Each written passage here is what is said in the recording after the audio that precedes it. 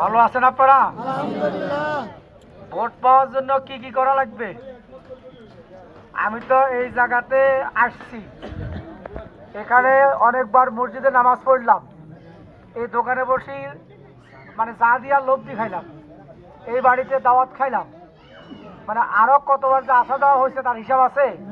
হ্যাঁ, তো ভোট কি দিবেন না? আরে আমি বলতে চাচ্ছি যে আমি হঠাৎ করে আসছি, অথবা 10-15 বছর পরে এসে দেখাই দিলাম বিষয় এরকম। এখানকার জনগণের সাথে পাশে, সঙ্গে, সুখে দুঃখে, তারপরে যে কোনো সমস্যা সংকটে আছি তো। এখন যেটা আসছি, এই জায়গাতে আমাদের দায়িত্ব এবং জবাবদিহিতা কম না বেশি? এখন কম, কারণ আমরা ভোট দ্বারা নির্বাচিত হই নাই। কিন্তু আপনারা যদি আমাদেরকে ভোট দিয়ে নির্বাচিত করেন, আমরা যদি আল্লাহ কবুল করলে যদি এমপি হতে পারি, আমাদের দায়িত্ব এবং জবাবদিহিতা বেড়ে যাবে। আর জবাবদিহিতা যদি বাড়ে, তাহলে আশার পরিমাণ বহুগুণে বহুগুণে বহুগুণে বাড়বে ইনশাআল্লাহ। সম্মানিত ভাইরা, আমার সম্মানিত করিমপুরবাসী, দক্ষিণ করিমপুরবাসী, আমাদের মাঝে অনেক মেহমান এখানে আছেন। আমাদের জেলা সেক্রেটারি আছেন সাবেক ছাত্র নেতা আমাদের আব্দুর রহিম ভাই, উপজেলা সেক্রেটারি আছেন এই এলাকার কৃতি সন্তান আমাদের এই জমিলা খাতুন মাদ্রাসার সম্মানিত সভাপতি তারেক মাহমুদ আছেন, আবুল হোসেন ভাই আছেন, ইউনিয়নের আমির আমাদের ভাই আছেন, আলাউদ্দিন মিস্টার সহ আমাদের সাইফুদ্দিন ভাই সহ অনেক নেতৃবৃন্দ আছেন। সবার প্রতি কৃতজ্ঞতা এবং অভিনন্দন। ইনশাআল্লাহ আমরা এই 12 তারিখের নির্বাচনকে সুষ্ঠুভাবে সম্পন্ন করতে চাই। রাজি আছেন? রাজি আছেন? যারা এই ভোটের পরিবেশকে বিঘ্নিত করতে চাচ্ছে, যারা নির্বাচনের লেভেল প্লেইং ফিল্ডকে নষ্ট করছেন, যারা আমাদের কর্মীদেরকে হুমকি ধমকি দিচ্ছেন, আমাদেরকে যারা ভোট দেওয়ার সিদ্ধান্ত নিয়েছেন নানাভাবে তাদেরকে লাঞ্ছিত করছেন, আমাদের মায়েদের উপর বোনদের উপর হাত তুলছেন, আমরা কি এটা এভাবে আর দেখে দেখে থাকবো? আমরা জনগণের মাধ্যমে এর উত্তম প্রতিরোধের ব্যবস্থা করবো ইনশাআল্লাহ। এবং ভোটের দিনেও যদি কেউ ষড়যন্ত্র করে, আমরা সেই ষড়যন্ত্রকে মোকাবেলা করব। সম্মানিত ভাইরা, আজকে আমাদের কাছে 2টি ভোটের আহ্বান জানানো হয়েছে। এক ভোট হচ্ছে গণভোটে আমরা হায়ের পক্ষে রায় দিব। কোন পক্ষে? হা মানে হচ্ছে বাংলাদেশ, এ হা মানে হচ্ছে আজাদি, এ হা মানে হচ্ছে আমার স্বাধীনতা সার্বভৌমত্ব, এ হা মানে হচ্ছে আমার জুলাই অভ্যুত্থানের শহীদদের মর্যাদা, এ হা মানে হচ্ছে আমার মা যে সন্তানকে হারিয়ে কাঁদতে কাঁদতে যার চোখের পানিগুলো শুকিয়ে গিয়েছে, এ হা মানে হচ্ছে আমার বাবা যে তার সন্তানকে হারিয়ে আজকে পাগল হয়ে গিয়েছেন, এ হা মানে হচ্ছে আমার যে বোন তার স্বামীকে হারিয়ে জনমের মতো বিধবা হয়ে গিয়েছেন, তাদের সেই জীবনের কোরবানির উত্তম বিচার এবং তাদের রাষ্ট্রীয় মর্যাদায় প্রতিষ্ঠিত করা। সুতরাং আমরা গণভোটে হায়ের পক্ষে থাকবো ইনশাআল্লাহ। আর যারা হায়ের বিরুদ্ধে যাবেন, নায়ের পক্ষে যাবেন, তারা শহীদদের রক্তের সাথে বেইমানি করবেন, গাদ্দারি করবেন। বাংলাদেশকে আবার সেই সিকিম এবং ভুটানের মতো ওই লেন্দুব দর্জির মতো বাংলাদেশের গলায় পরাধীনতার শৃঙ্খল পরানোর ষড়যন্ত্র করছেন। সুতরাং এ সকল নার প্রচারকারী যারা আছে, এখন ভালো হইলে হইতো না, কেউ কেউ এখন কি হয়ে গেছে, ভালো হয়ে গেছে। কিন্তু আগে যে আকাম করছেন, আমাদের এক প্রবাসী ভাই তিনি আমাদের কাছে মেসেজ দিয়েছেন, তিনি বলেছেন আগে নায়ের পক্ষে প্রচার চালাইয়া আমার যে নায়ের পক্ষে ভোট দিয়েছেন, এখন বলতেছেন হ্যাঁ এর দায়িত্ব কে নিবে। যারা অবিবেচনা প্রসূত অথবা ষড়যন্ত্রের বশবর্তী হয়ে আমাদের জাতি সত্তার বিরুদ্ধে অবস্থান করছেন, আগামী নির্বাচনে জনগণ ব্যালট বিপ্লবের মাধ্যমে তাদেরকে প্রত্যাখ্যান করবে, ঠিক কিনা? আমরা এই জনপদের মানুষের সাথে আছি। 1 যুগেরও বেশি সময় ধরে এই দাগনভূঞা সোনাগাজীর প্রত্যন্ত অঞ্চলে ডাক্তার ফখরুদ্দিন মানিককে দেখা গেছে কিনা? আপনাদের এখানে পাইছেন কিনা? কতবার পাইছেন? মানে অনেকবার মানে হচ্ছে অনেকবার কোনো সংখ্যা আসেনি, নাই। অনেকবার মানে হচ্ছে হিসাব নেই এতবার আইছে। আলহামদুলিল্লাহ, আমি আসতে পেরে আল্লাহর শুকরিয়া আদায় করছি। আপনারা যে বিভিন্ন সময়ে আমার আশায় আমাকে সাহায্য দিয়েছেন, আমার কর্মসূচি বাস্তবায়নে সহায়তা করেছেন, আমি আপনাদের প্রতি কৃতজ্ঞ। ইনশাল্লাহ এইভাবে করে আগামীতেও এই জনপদের মানুষের সাথে থাকবো ইনশাআল্লাহ। আমাদের মূল স্লোগান, আমরা বাংলাদেশকে দুর্নীতি মুক্ত হিসাবে গড়ে তুলব। কারণ এই বাংলাদেশের দারিদ্রতা, এই বাংলাদেশের পশ্চাৎপদতা, এই বাংলাদেশের সামাজিক অপরাধ, নানা রকম নৈতিক অবক্ষয় এবং আমাদের পিছিয়ে পড়ার মূল কারণ হচ্ছে কি? দুর্নীতি। আর এই দুর্নীতি কারা করেছেন? এই দুর্নীতি করেছেন যারা বিভিন্ন রকম সুন্দর সুন্দর বক্তব্য এবং প্রতিশ্রুতি দিয়ে জনগণের ভোটাধিকার নিয়ে ভোটাধিকার হরণ করে জোর করে ক্ষমতায় থেকে যারা মন্ত্রী হয়েছেন, এমপি হয়েছেন, মেম্বার হয়েছেন, চেয়ারম্যান হয়েছেন, তারাই এই সকল দুর্নীতিকে আশ্রয় দিয়েছেন। তারাই দেশের লক্ষ লক্ষ কোটি টাকা পাচার করেছেন, সম্পদের পাহাড় তৈরি করেছেন, বাগান বাড়ি তারা বানিয়েছেন। আগামী এরকম লোকদেরকে নির্বাচিত করবেন না। সুতরাং আজকে আমাদের দীপ্ত শপথ এবং ঘোষণা হচ্ছে আমাদের জেহাদ এই বাংলাদেশের সকল প্রকার দুর্নীতির বিরুদ্ধে ইনশাআল্লাহ।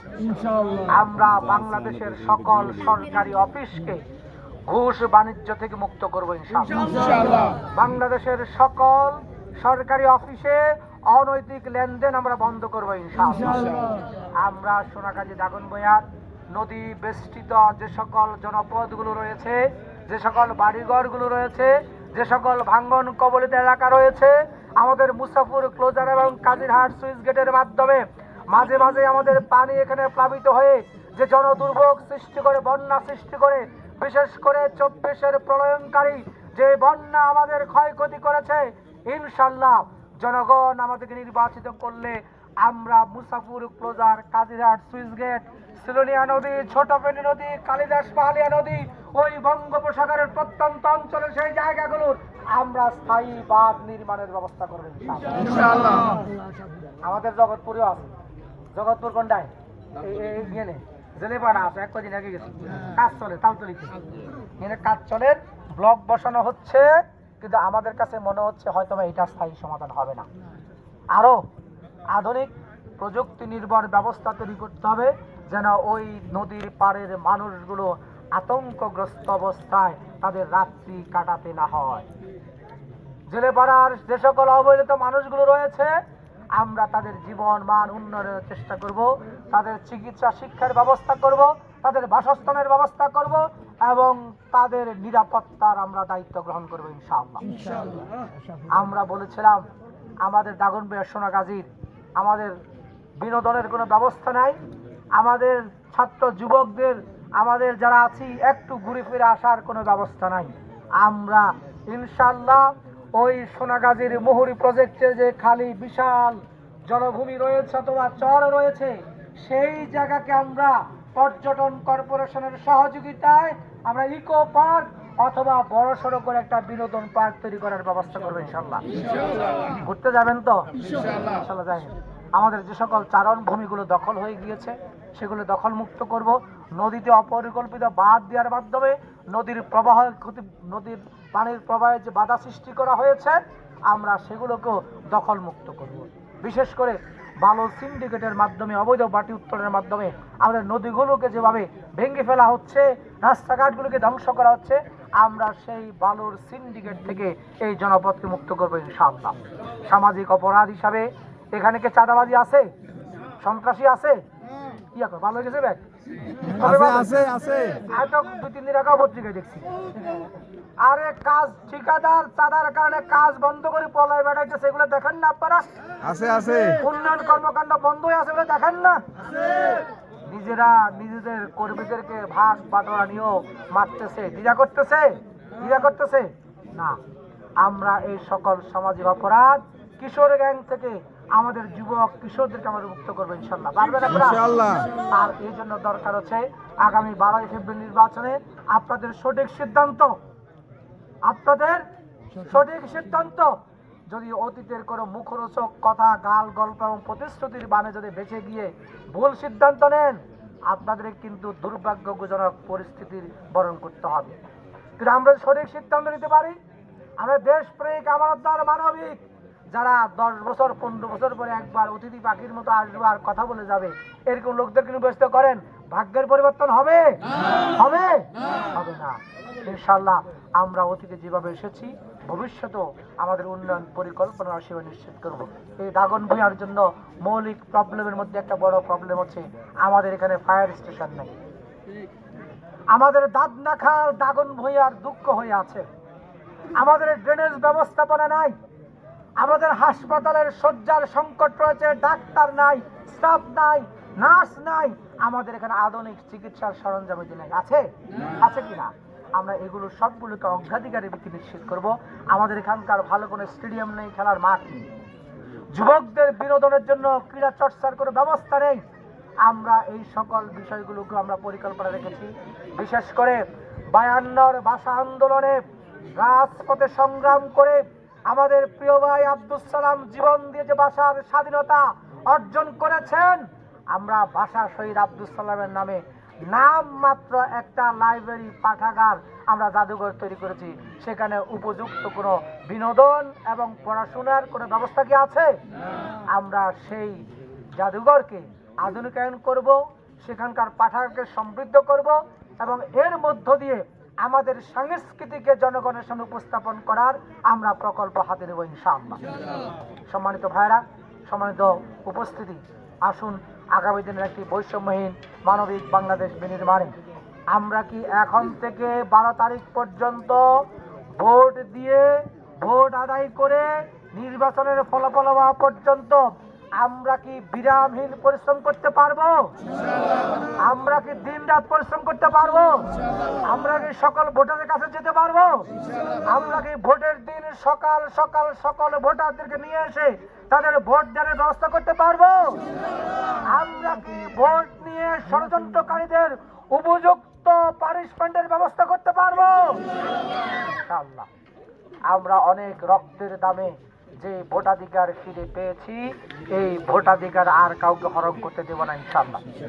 আমি আবারও বলছি, আপনাদের ভাই হিসাবে, বন্ধু হিসাবে, আপনাদের এলাকার সন্তান হিসাবে আমাকে রাজনৈতিক বিবেচনার ঊর্ধ্বে রেখে, যদি আপনাদের ভাই, যে ভাইটি দীর্ঘ 1 যুগের বেশি সময় ধরে আপনাদের মাঠে মাঠে ঘুরেছে, আপনাদের বাজারে বাজারে ছুটে বেরিয়েছে, আপনাদের কোথায় বন্যায় হাঁটু পানি, গলা পানি, ডিঙ্গি আপনাদের কাছে গিয়েছে, আপনাদের পূজা পার্বণ, উৎসব, ঈদ আপনাদের কাছে গিয়ে সামর্থ্য এবং সাধ্যের সবটুকু নিয়ে আপনাদের পাশে দাঁড়ানোর চেষ্টা করেছে, ওই ৭৮ স্কুল মাঠে আমরা ফর্সা সাজিয়ে গৃহ নির্মাণের জন্য যে সহায়তাগুলো করেছিলাম, আমাদের অসহায় ভাইদের কাছে খাবারের প্যাকেটগুলো তুলে দিয়েছিলাম, আপনাদের সেই ভাই হিসাবে, আপনাদের মানবিক ভাই হিসাবে আমি কি আপনাদের সহযোগিতা পাবো না?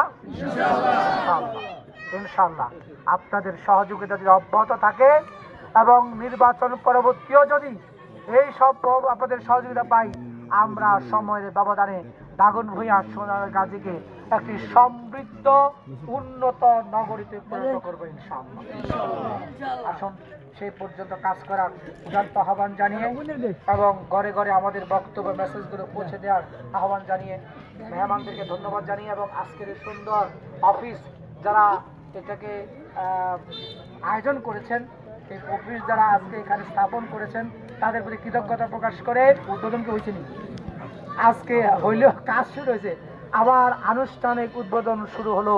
আলহামদুলিল্লাহ, নারায়ে তাকবীর, নারায়ে তাকবীর, নারায়ে তাকবীর।